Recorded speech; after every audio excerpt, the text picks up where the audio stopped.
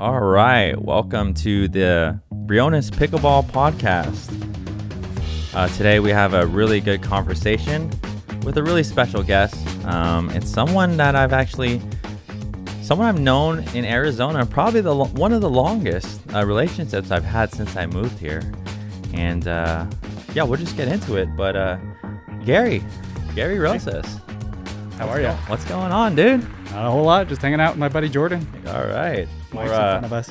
Or I can say Dr. Gary Rosas. That's right. I did go to medical school. Yeah. So Gary, interesting story here. I'm gonna put this headphone down real quick.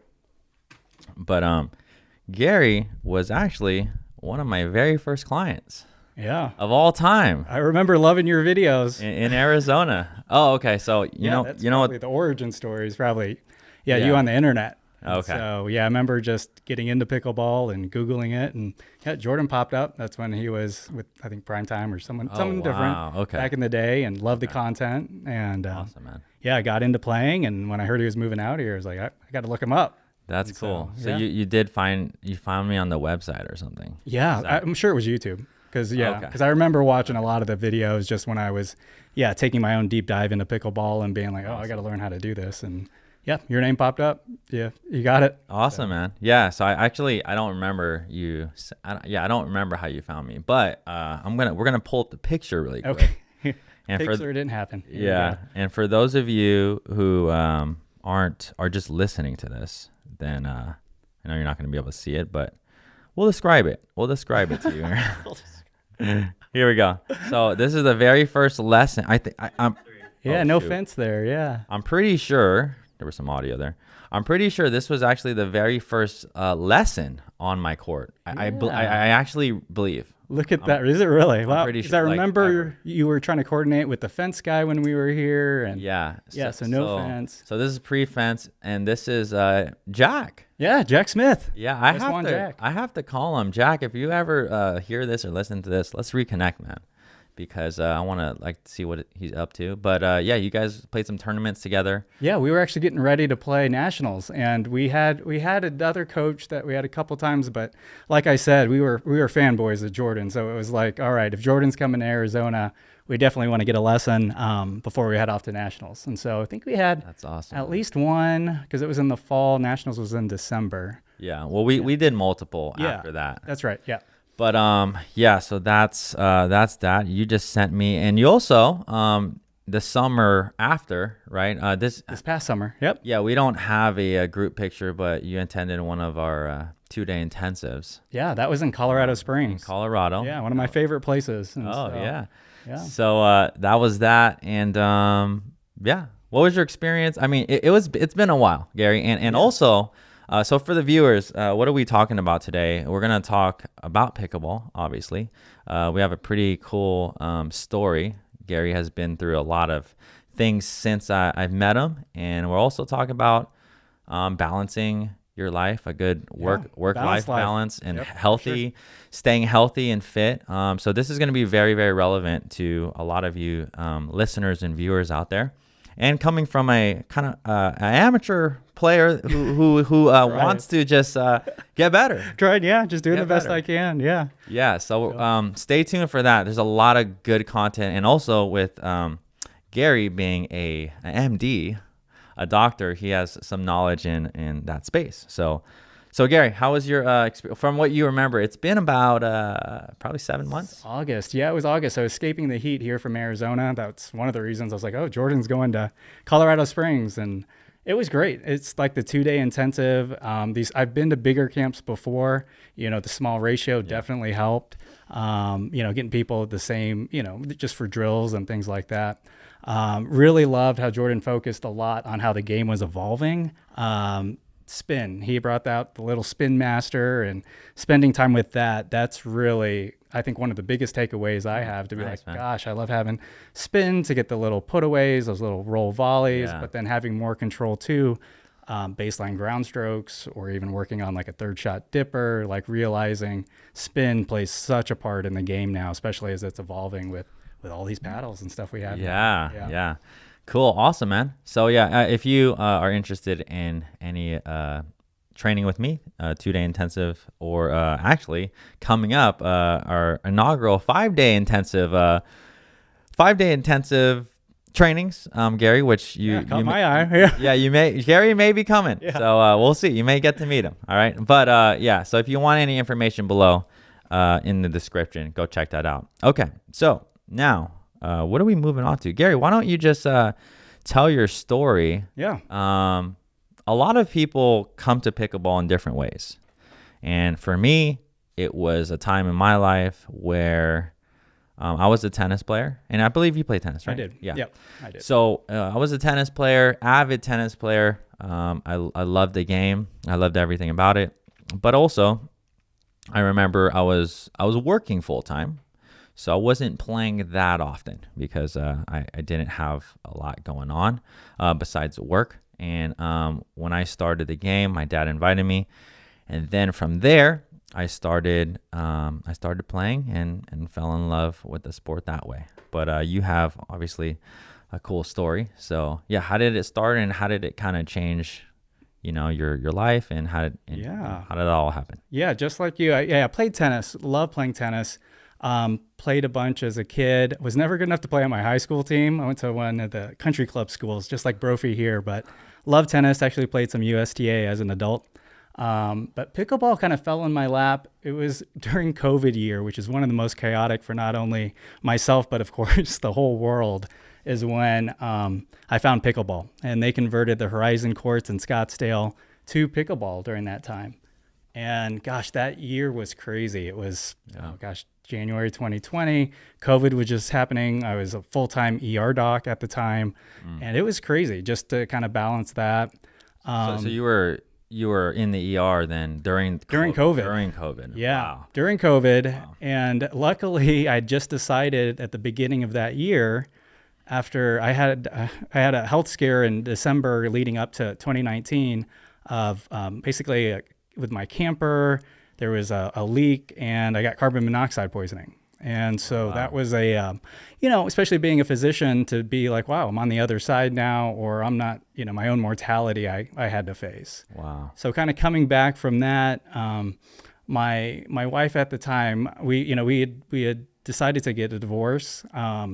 I was burnout with work. I kind of knew like I didn't want to be a full-time ER doc anymore. So I actually cut my shifts in half. Yeah. And as pickleball came into this mix, I was also starting a new bike shop, an electric bike shop in Scottsdale, and was moving out of the house. Yeah. Oh, so like selling bikes? Selling bikes. Electric bikes. Yep, electric bikes. And I was going to be I was the one-wheel electric unicycle kind of part of that. Okay. So I had all those pieces kind of moving there of, gosh, that was, 2020. I look at it now, it's like, seems like such a blur, but pickleball's kind of been a constant since then. So it's one of those things, of course, being on this podcast and where I see it now in my life from, finding more balance in my life and getting rid of the stress. But that was a chaotic time with a lot going on. Yeah. I'm sure a lot of listeners have experienced some tough times. Actually, in our marriage and our lives, just in general, COVID was pretty tough. It was pretty tough. But so on the carbon monoxide poisoning, so you were in a camper. Yes. And then it started to leak. Yeah. So we had a family camper that we had spent Christmas with. It's a big 40-foot RV, like in San Diego at the Bay. And then we had some family friends who had it was this beautiful festival wedding in Palm Springs, in Indio. And we were staying in a vacation rental where my dogs couldn't stay. So I would go to the campground and check on my dogs before and after time. So it was actually after the wedding. I went, it was like 6 a.m. I thought I was just sleeping off a hangover. I had a bit of a headache. I laid down with the dogs. The dogs were acting goofy. And lo and behold, my propane tanks had run out. So my pilot light was trying to light kind of that whole time. So that's what, now that we go back and look at it, what caused the CO2 leak. Wow. And so that morning my head just started to bang and I was like, gosh, this doesn't feel quite like a hangover. I tried to drink water, hydrate. And then finally the headache, I could feel like it was all the way in my bones. Wow. And that's when I called my brother. He was staying in a vacation rental, and Jen, my ex-wife, and they took me to the ER. And for the first time I was on the other side of, usually I'm being like, and I had in my mind, maybe it's CO or carbon monoxide because I could smell some of the campfires around me. But I was like, that's weird. But at that point, my mind wasn't making a whole lot of sense. And that was a life-threatening thing, especially being an ER doc, because I see a lot of death and dying, just at work. But to be on the other side of it was something that was quite powerful and kind of was the impetus to a lot of other changes. Let it be with work, like working less, deciding to be like, oh, I just don't want to be a ER doc. Let me try my hand at owning a bike shop, and tried that. And then caught the pickleball bug and started playing a lot of pickleball. And, and that was great. I met a lot of my great friends and, even relationships through pickleball. Met Jordan. But just as a sport, and even now I look at it, pickleball is like the perfect sport for promoting health and wellness when I look at even from the physician standpoint. Because even 10 years ago, I heard about pickleball working out in Peoria, and it was all the Sun City people falling. I was like, oh, it's for old people. Oh, yeah. Or people trying to go back for a lob, but they shouldn't be, and they would break a wrist or they would fall and have a scalp laceration. So I'd hear about pickleball. But once they converted my local courts and I started playing, just like I'm sure a lot of people on here, I caught the bug and, I love it. And I could definitely see it being a part of my life, going forward. And we can talk about that when we get there about where do I see pickleball and what do I want to do with my health and wellness company and community.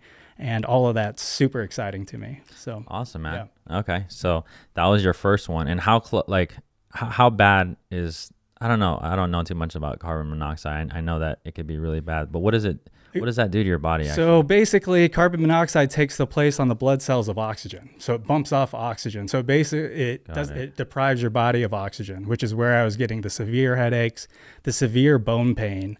When I got to the ER, they do an EKG, and I told them, hey, check your carbon monoxide level. But it was to the point where I was almost blacking out. There were changes on my EKG where I had basically a mini heart attack where my heart didn't get enough blood. Wow. And luckily we got the treatment right away, which is high flow oxygen. ER doc wanted to intubate me. I talked him out of it, and they were able to do what we call high flow oxygen. And I corrected pretty quick. And I was actually out of the hospital the next day.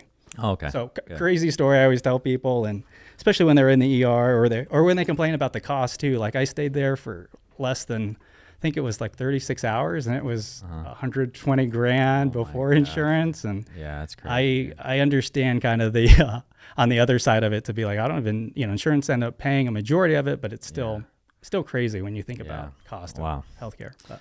Okay. So that was right after you started pickleball.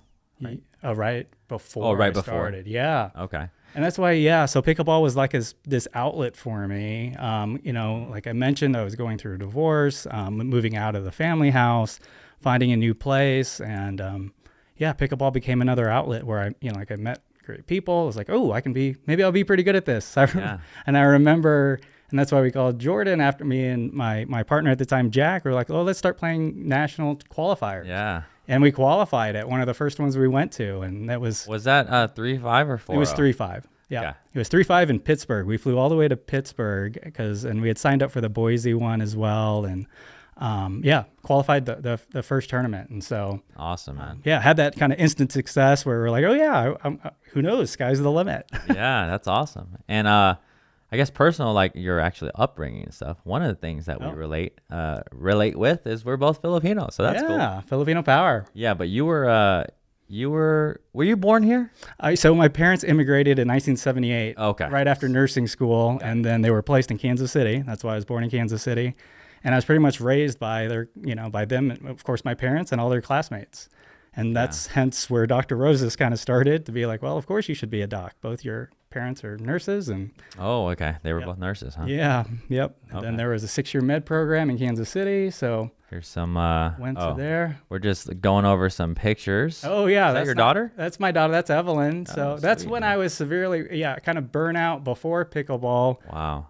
Was 50 pounds heavier. Kind of knew that even though I had achieved kind of everything, kind of the checklist in life, like to be family, kids, house, career, my health was failing. I knew I needed to change, and started to go to a lot of instead of the typical continuing med ed conferences, started going to a lot of health and wellness conferences, and then made my own kind of personal change in my life. And this is version 2.0. No hair. Wow. And how many years between that picture with your daughter and here? About 2 or 3. Yeah, 2 to 3 years. Wow. Yeah, you looks That's like 2019. you lost a lot of weight and got fit, huh? Yeah. Wow. And what'd you do to, or how'd you get there? Did you Gosh, it was a mixture of everything. Yeah, like I really dove into like when keto was super popular, and of course being a doc, I was like, well, let me try it. Or so I kind of took this mindset to the health and wellness conferences to be like, oh yeah, some of those are fad diets, or I get that, or a lot of it was cutting out sugar, processed foods, kind of the stuff we all know we're not supposed to do. Yeah. And all the good stuff. Yeah, all the things we love. But then being an ER doc too, I would stress eat quite a bit, especially working nights in the ER where we would get all the leftovers from all the hospitals, or we'd order junk at night. Yeah. Or I'd get off at 2 a.m. and the only thing open is Jack in the Box. So that's when the pounds really started to kind of add on, and stress of being a young dad too, trying to balance that out. And my ex-wife's a physician as well. So we were just trying to get along, and, at times, my personal health suffered, but I'm happy to say I've made that turn. And That's good. That's awesome, man. Yeah. What's that? Some bell peppers and avocado. Those Look are good at that. Those I are know. good choices, That's huh? like perfect, right? Got some healthy fats. That's cool. And then, so this is, and by the way, if you're just kind of listening to this, he kind of wrote some things here. We're kind of just going through it. But here's you and Jack at Nationals. Yeah, that's where we qualified. That was that's in Pittsburgh. That was the national qualifier. Dude, those medals are kind of cool. Yeah, they're dope. Cool. I still have them. I'll keep them forever. Yeah, no, that's cool. So you, so this is when you started playing a lot. Yeah, that's when I was playing. Yeah, so kind of to go back to that, I kind of realized being a bike shop owner I took on too much on my plate. And because you're saying you were doing the bike shop thing. Bike shop, and you were working ER instead of 16 shifts a month. I would cut down to 8 or half, or about 2, 2 a week, and filling my time otherwise with the bike shop. Being a dad was a big one. I still have 50-50, I have a great co-parent, Jen, that a lot more time to be a dad, which I've loved. My kids now are 10 and 13. Back then we had a full-time nanny. So now, I'm able to, be a dad, and awesome. A lot happier. Awesome, man. Cool. So that's from Nationals. Was that your only Nationals, or did you play again? No, that's it. Kind of after that, I actually met a girl at Nationals. She's a Tempe player, Briones, and we started dating after that. Kind of a pickleball romance story at Indian Wells. There you go. So, I'm sure a lot of you out there may meet pickleball love. Yeah, pickleball love. Everything's happening. Everything's great when you're playing pickleball. Right. So okay, and then so Gary, we talked about actually, did you text me the other day? I did. Okay, so I did, because I was starting to get momentum for the health and wellness company, the Balanced Life, and starting to put together stuff for the Pickleball MD. And so I was like, I got to reach out to Jordan. We'll talk about that. So Gary, one of my very first clients, and I appreciate Gary. Someone had to be first. Actually, when I moved here, Jordan's first. Look at that. So when I moved here, I wasn't sure totally or at all how it was gonna go. But I really appreciate you and Jack coming, and that was super awesome. Obviously, we've grown since then. Yeah. But from there, and then in the summer, last summer, you took a 2-day intensive. Yes. And I haven't, I keep, an eye on, and also players and who work with me, text me now and then, but I haven't talked to you in a while. Yeah. And then you told me that you went through some other stuff so super recently. So why don't you, why don't you kind of tell me about that? Like, so I had health scare number 2. So during COVID, when I was working in the ER, of course I was exposed to COVID, and who knows, all types of other stuff, which I am all the time. But in that summer, I started to get headaches and fevers and chills, and I would take a COVID test and it's negative. And, and this is where it comes into more of the taking care of myself. I basically doctored myself. I was like, I don't know. I didn't want to go into the hospital at that point. It was just like, I don't have time. I'm busy. I was playing pickleball. I had a bike shop to run. I was trying to be a dad. And so kind of just ordered my own lab test. Everything looked good. I knew I needed to go to the ER to get a CAT scan, to get a lumbar puncture, which is a needle in the back to look for infection. So you just weren't feeling good. Is that what I was waking up fighting headaches, waking up drenched in sweat. And so I knew something, of course, being a doc, but eventually it almost came to the point where I was going to go to the ER, but just then I ordered my own lab test and added a cocci panel, which is a fungus, which lives out here in the desert in the Southwest. And some people have heard of valley fever. So it's basically infection by cocci, which is the fungus, which lives in the dirt. Most people get respiratory issues. Yeah. Filipinos, African Americans, we don't fight cocci that well. So we're predisposed to, when it gets worse, it spreads, it disseminates and can go to your brain. So I had self-diagnosed with cocci back then in 2021, or I guess it's 2020, and started just taking antifungals, diflucan. I never saw an infectious disease specialist, never got a CT, and my symptoms got better. I was like, okay. Oh, so this was, I didn't know this. So this was from 2 years ago. You kind of knew you had something. Yeah. So I would just be like, but then like anybody else, be like, man, I don't want to be on this medicine forever. And so I would kind of titrate off, do better, and kind of take it. And that continued until this fall. I kind of was like, oh, I want to get super healthy. I want to get off the medicine, and got off of it in September. And unfortunately, come November, life overall was doing really well. Had lots of exciting things happening. And then we were actually celebrating my dad's 70th birthday in the Florida Keys, and I had a really bad headache. And I could tell it's the same headache from valley fever. So I had brought the diflucan, but they saw me. I actually had to pull over because of the headache. And I was like, okay, when I get back, I'll go get checked out. In the typical poor patient way, I still had an ER shift to work. So I worked that Wednesday. Yeah. And I already had a CT scheduled and already called my primary doc to get blood work. After that shift, the nurses kind of saw me slump over. They kind of checked my vital signs. Basically, I was able to make it home, called my ex-wife at the time, let her know what was going on, especially with kids' schedules. And then basically I collapsed kind of after my shift. My feet stopped working. I had severe headache. So this was December 7th of just last year, of 2023. Yeah, so you're talking about two months ago. Less than 2 months ago. Yeah. Actually, I have, like I said, I have a follow-up appointment this afternoon with my neurosurgeon. Wow.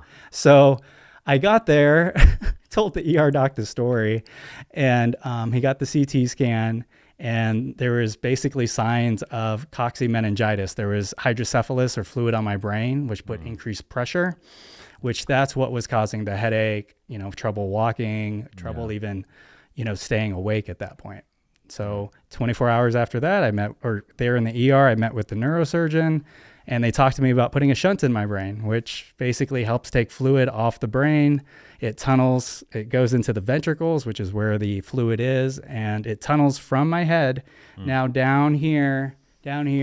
It's put two little holes here to help pull the tube through. So now I have what's called a VP shunt, the ventricular peritoneal shunt. So there's basically too much fluid in your brain? Correct. And then it takes some because out. of the cocci infection, because of meningitis. And so now that fluid is off. It's amazing. I had the pain the next day. I had the pain from the surgery, or even the day of the surgery. Yeah. But my head felt completely different. Wow. I'm like, wow, this is totally different. And so and this is why I'm really passionate about self-care and everything now, and finding balance in your life. Like, let it be work-life balance, or even to take care of yourself. Because if you can't take care of yourself, especially being a physician, I can't take care of my patients, can't take care of my family, can't take care of anything. So this was it's crazy to say it's been just 2 months ago. Didn't you say that you were playing pickleball like shortly after the surgery or something like that? So my neurosurgeon's going to kill me, because I was like, I got home, felt great.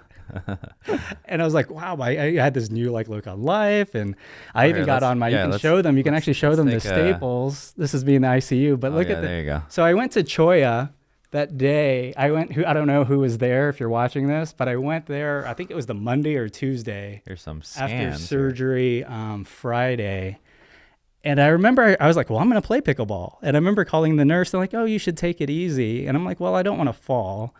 Yeah, that would probably be but not good, right? I got to Troy. I played a couple of games, and then the day after surgery. I had my surgery Friday, so it was 3 days after. Oh, okay. All 3 days after. So but not that bad, huh? But I remember a couple people, I kind of told them, and then I took off my hat and showed them. And one of the guys, and Casey, if you're watching this, he was like, I don't think you should be here. And so I felt a little uncomfortable. So I left and was like, okay, I'll just drill. So I called up one of my other buddies. So we just drilled. So you just drilled. We just drilled, nice and safe. Nice and safe. Safer. It's always about managing risk. Yeah. And I was like, okay, safer. Yeah.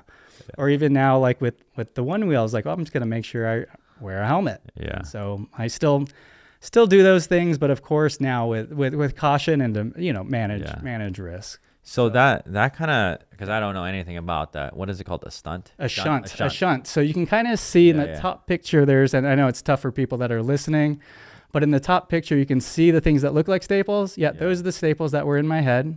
And if Jordan kind of scrolls up, you can see the actual real life staples there. Yeah. So if you scroll down, you'll kind of see the two different tubes I'm talking about. The main one goes to the middle. So that's helping take fluid that had built up in my brain. Oh, and then this is the one that goes down. That goes down. And that goes all the way down into my stomach. Wow. Yep. So a surgery like that, how dangerous is it? Or is it pretty? Well, it's brain surgery. Anybody I remember being scared, I was terrified, because I had been otherwise pretty healthy. Like I've had, never been on really prescription meds, otherwise healthy, worked in the ER.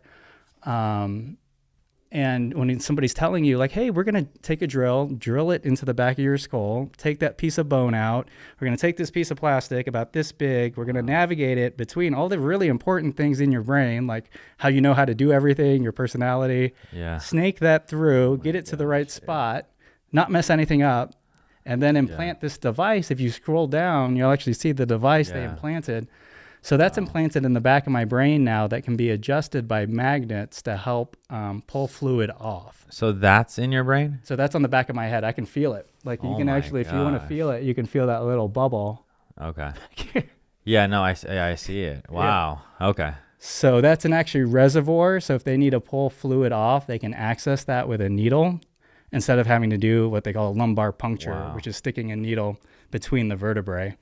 But then those small little things, they use a magnet to adjust the amount of fluid it pulls off. Wow. So if Coxy, unfortunately, even with the antifungal medicines, it doesn't completely eradicate it. And Coxy, you said, is a fungus. So it lives in the dirt. So that's where whenever anybody does construction here, they're supposed to wet down the dirt and not throw up the dirt all around. Wow. Because there's likelihood of Coxy in there is pretty high. So public service announcement, if you live out here or if you're fighting a chronic cough and you don't know why and you live out here in the desert, it may be Coxy. Make sure you ask your doc. So you can just breathe that in, you're saying? Breathe it in, yeah. And that's how most people get it? And they usually have respiratory symptoms where they'll have like a chronic cough. It won't go away. Sometimes they'll feel weak. They feel like they have the flu. Sometimes they'll get night sweats. Huh. Luckily, I never had the chronic cough where it was like months to even years. But I definitely had the night sweats, fevers, headaches, and just felt like crap. Yeah, and how often was that? Was that the night sweats and all that? Was that? Until I started taking the diflucan, it was almost all the time. So it was all the time. Yeah. Okay. Yeah, that was summer of that 21. And I was still trying to play pickleball and prepare for tournaments because Nationals was in December. Oh, my gosh. Because I remember being like, I got to get this figured out. And of course, being a poor patient, like for sure, listen to your doctors, go see them. That's lesson I've learned now. Yeah, so I guess really prioritize my health. Yeah, so like in that sense, right? Yeah, we're talking about health and wellness, taking care of yourself. Like what?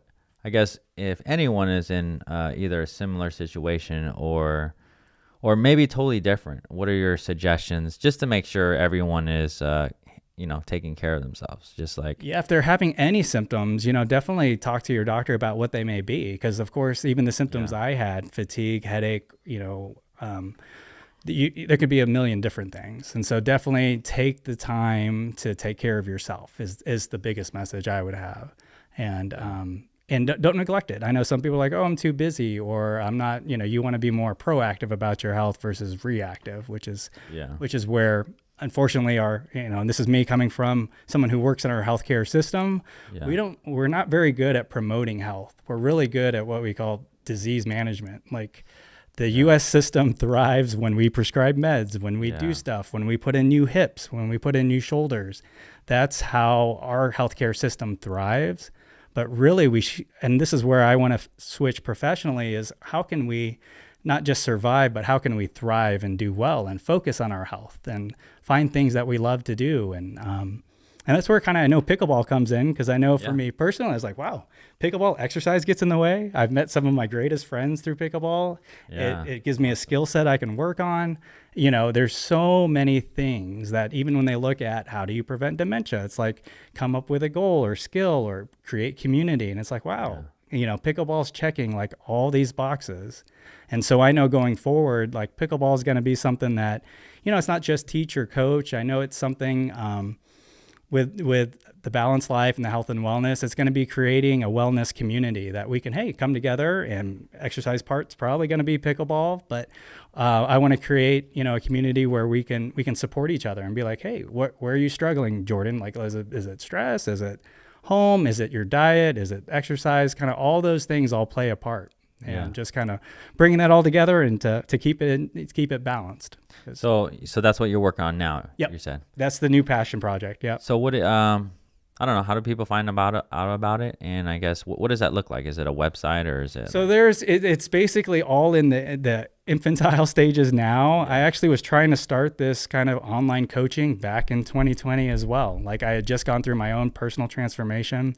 I got certified as a life coach, which as a medical doctor, it's like, well, I've already seen tens and thousands of patients, went to med school, but life coaching is a lot different than being a physician. Like as a physician, we're taught to prescribe care.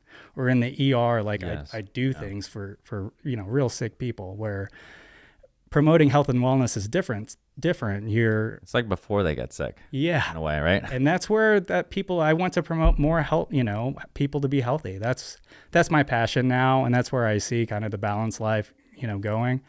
Right now it's going to start to be spread on social media, and I'm going to be creating, you know, more of an online community where it'll be part online Zoom calls, part in-person calls, part one-on-one. Yeah. And then some of it's going to be at the pickleball court as well, because that's going to be, you know, part of like the movement and part of what I know I'm going to be doing anyway is playing pickleball. It's like, well, might as well, you know, create a community around that. Yeah, that's awesome. So it's excited. You know, I'm excited.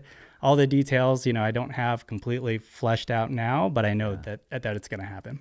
Okay, cool. How can they find that or information about that? So I'm on Instagram. It's the Balanced Life MD and the Pickleball MD. Okay. Yeah. So both those, you'll start to see more info about it. And obviously getting on a pod with Jordan's following, you know, should help.